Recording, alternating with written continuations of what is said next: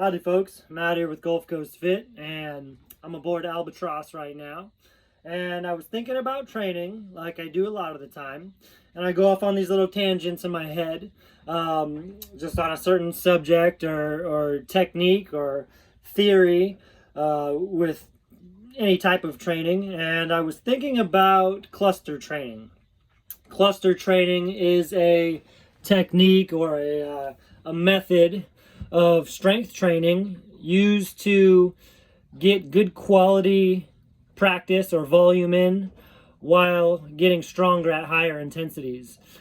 Cluster training is also called rest pause training, I believe. They're kind of synonymous, rest pause and cluster training. Anywho, cluster training is where you take a high intensity set, maybe a set, it's typically done with a barbell as well. So barbell is the conventional way and really the only way you'll see many people implementing cluster training. It's a very powerful form of training. It's a powerful technique. And since it is so powerful, it takes a lot of recovery. So it's not something you will do every day or for weeks and weeks and weeks. So you kind of use it, get the benefit from it, switch to something else.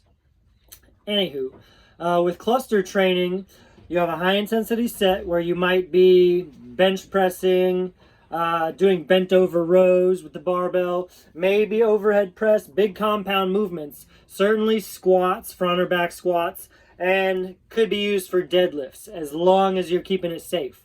With cluster training, you want to be working with an intensity, meaning a weight on the bar that is no more than or no less than about 90% of your 1 rep max. So this is a weight that you should be able to do for a handful of reps. Depending on who you are, you might be able to do 90% of your 1 rep max anywhere from 4 or 5 to 8 to 10 times, depending on who you are, what your biology and genes and your training experience give to you. And let's say I'm doing bench press. It's a very common technique to use on the bench press. And let's say I've got 95% of my 1 rep max in, and I do a set of 3 or 4 reps on the bench press, which means that 3rd or 4th rep, I'm grinding it out. I'm trying to maintain my composure. And when I finish that rep, me and my spotter, we put the weight up, and I'm going to rest no longer. This is the rest pause or how it's a cluster set. No more than 10 to 15 seconds. And I like to use breaths as kind of my timeline for things like this. So 15 seconds max. That way it's still the same set. You know, from a physiological standpoint, it's not like enough rest to where your muscles disengage so long that you're not getting the benefit of that same set. We want the density. Rest pause or cluster training is it's a density technique, and it's an intensity technique to get as much good quality volume in a short amount of time. So after that 15-ish seconds, or what I would do is take 3 to 4 breaths. After a heavy set, my breaths aren't going to be very long. I'm not going to be able to make them last 8 to 10 seconds, so they might last 5 seconds per breath cycle. So let's say I take 3 breaths. That 3 breaths takes me about 15 seconds, maybe less. I unrack the bar, and then I try to squeeze out 1 or 2 more reps. With rest pause training or cluster training, if you're able to bust out another, especially if you're using a barbell, if you're able to bust out more than about 3 more reps, then either the intensity is not high enough to get what we're looking for, or you're resting too long. So again, this is a high intensity technique to where you might do 3 to 8 reps initially, you rest for 10 to 15 seconds or 2 to 5 breaths, whatever, unrack the weight and try to squeeze out 1 or 2 more reps. If you hit 3, should be kind of questioning, like, am I resting too long, or did I go heavy enough? And you might repeat that rest pause as long as you can. Like, let's say you got 3 reps in addition to your first set, then you got some more gas in the tank. So if you really are diligent and have the discipline to keep the rest pause or the cluster down to 15 seconds or less, then the second time or the third time you hit that weight again, you should only be able to do it 1 or 2 times. And maybe after that, you try to get one more rep in. If you can keep on doing, especially with heavy barbell lifts, if you can keep on doing cluster after cluster after cluster with 3 reps or more, then the intensity is not high enough. Now that's pertaining to barbells. You could also do cluster training with other modalities of resistance like dumbbells, maybe kettlebells, even something like bands. You just have to make sure you scale it such that the intensity is appropriate for the modality of resistance you're using. So, like I said, typically you'll only see cluster training with barbells, and that's because trainees are using that to get stronger. If you're trying to get stronger, you need to be operating at intensities in excess of 90% of your 1 rep max, intensities that you can do no more than a handful of times or less. So let's say I'm bench pressing 95% of my 1 rep max, and I get 5 reps. Re-rack the bar. 10 to 15 seconds later, I should only be able to get maybe 2 or 3 reps. Re-rack the bar, take a few breaths, unrack, and try to get anything else I've got, 1 or 2 reps. 3 or 4 clusters is what you should shoot for on this type of a technique using barbells as your modality. Now, we know that barbells, you're able to load the most weight possible of any type of free weight training, so it's conducive for getting stronger. Let's say you implement cluster training using dumbbells. That's not something that you would conventionally see or hear about, but at GCF, we break the rules and we think outside of the box as long as we do it in a safe and intentional manner and we know why we're doing what we're doing.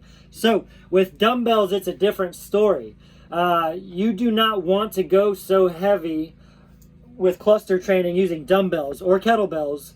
You don't want to go so heavy that you're only doing 1 or 2 or 3 reps at a time. The minimum amount of reps you should aim for is 4 or 5 reps on that second or third cluster.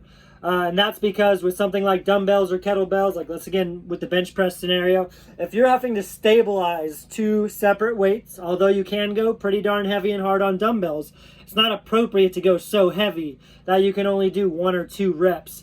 Because the limiting factor inevitably is stability with something like dumbbells or kettlebells. You're having to control and stabilize 2 separate resistances or 2 separate weights.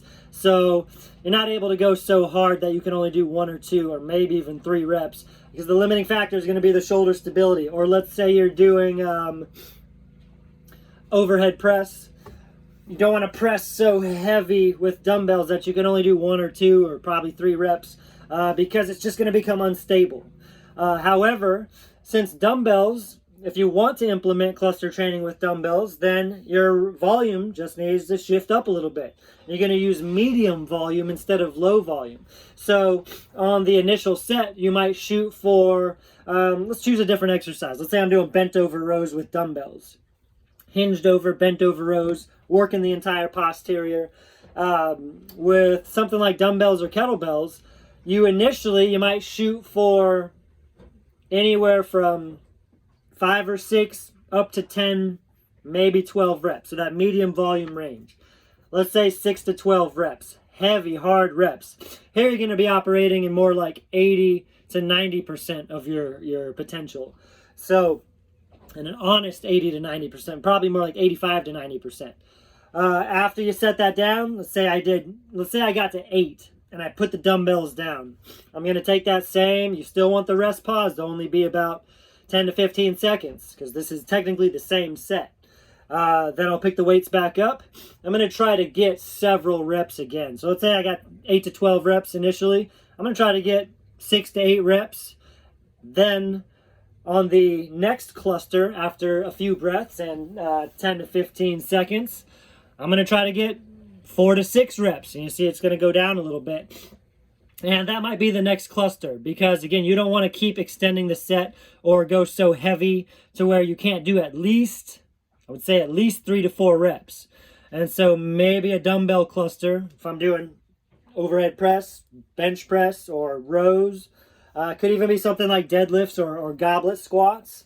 A cluster set with dumbbells or kettlebells might look like 10 reps, then I get 7 or 8 reps, then I get 5 or 6 reps.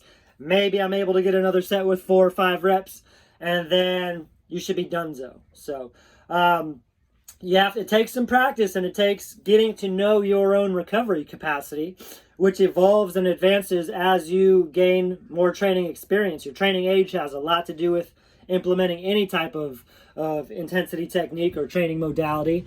And so you want to be aware of what you're capable of. So if, let's say, you're on a cluster and you eke out 5 reps, maybe it's your second or third cluster with dumbbells or kettlebells, you have to have good judgment. Make that judgment call. If I only give myself 10, 15 seconds, will I be able to squeeze out another 4 reps, 5 reps? If you think you're only going to be able to get 2 or 3, you're venturing into the unsafe zone where the risk to reward ratio is inverted, which we're always playing with that teeter-totter, risk to reward. That's what training's all about, is being intentional, mindful about what you're doing, how it's affecting you, what are your limits, what zone are you trying to operate in, what's your initiative, what's your objective, and what dose should you use, what dose of intensity or volume should you use to get the desired effect. Now, with a medium volume exercise, like with dumbbells or kettlebells, you're going more for hypertrophy because you're in that hypertrophy zone, medium reps. With something like barbells, you're really shooting for the strength zone because that tool is good for strength training. All right, if you're using a hammer, use it to hammer nails in. If we're using a barbell, utilize it for what it's best used for, what it's best served for, which would be to get stronger, because with a barbell, you're able to load more weight than you would with dumbbells or kettlebells, or even something else like bands. On that note, let's move on to bands. You'd certainly probably have never heard of cluster training or rest pause training using bands. I sure haven't, and or at least from all the research I do, and I've been training for 20 plus years. But like I said, we like to think outside of the box and explore new territory, as long as we know what our intention is, and as long as we're trying to move forward in a safe manner, addressing our own needs and limitations, strengths and weaknesses. With bands, once again, that's kind of a step further to where it's a little more appropriate or desirable to do medium to high volume, shooting for reps that are in excess or anywhere from like 10 to 12 reps initially, up to say 20, 25 reps.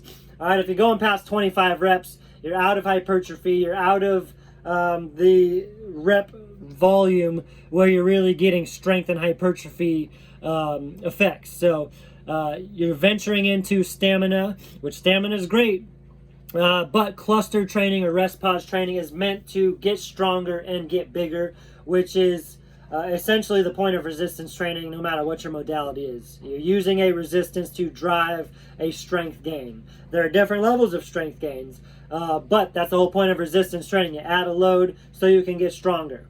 So with bands, let's use a different example. Let's say I'm doing a band-loaded Romanian deadlift. So I've got a band under my feet. I'm holding on to both ends of the band. I'm stepping on top of the band. I got a heavy band, and I'm doing deadlifts or straight leg deadlifts, hip hinge dominant, working the hamstrings and glutes and entire posterior really. And I bust out 15 reps initially. I'm going to take that 10 to 15 seconds, maybe even less since the intensity is not as high, and go right back into it with the same weight. And also, on any modality of resistance training, you want to use the same load. You don't want to make it a drop set. You're not dropping weight in order to extend the set further. A drop set is an entirely different beast, an entirely different intensity technique. So with a cluster set or cluster training or rest pause training, you hit the same weight over and over. Otherwise, we don't get the right effect. So let's say I get 15 reps of a solid, hard, band-resisted deadlift or straight leg deadlift. 10 seconds goes by. I try to get another 12 or 10 reps. 10 seconds goes by, and then I try to get at least 6 to 8 reps. With bands, use them for what they're best served for. Bands are not as risky or dangerous because you can't go as heavy with bands as you can with dumbbells or kettlebells. So higher volume is the way to go.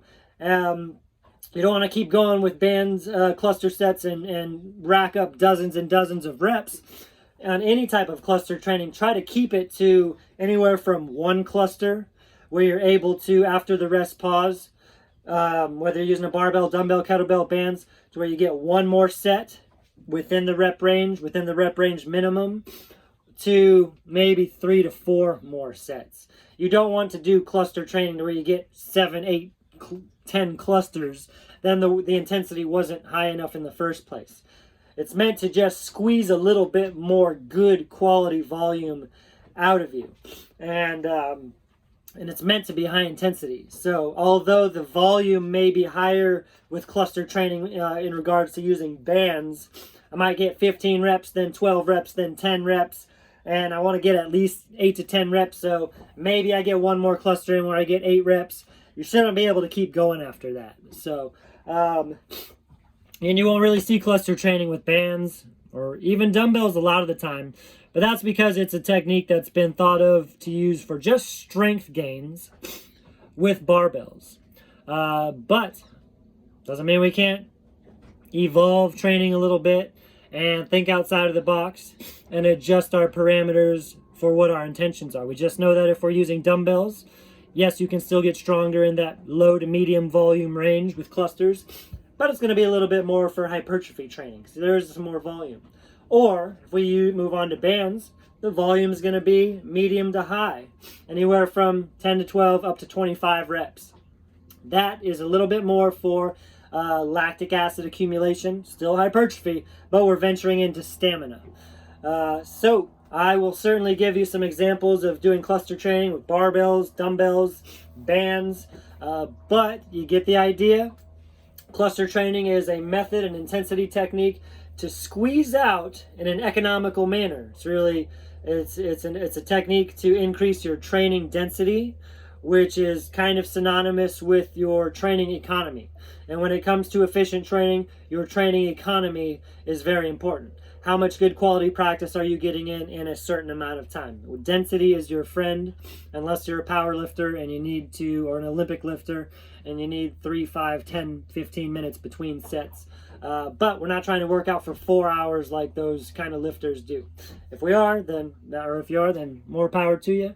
I wish I had more hours in the day to do powerlifting, but I don't. So with cluster training, high density, high intensity, set the volume and range up based on what type of resistance or modality you're doing.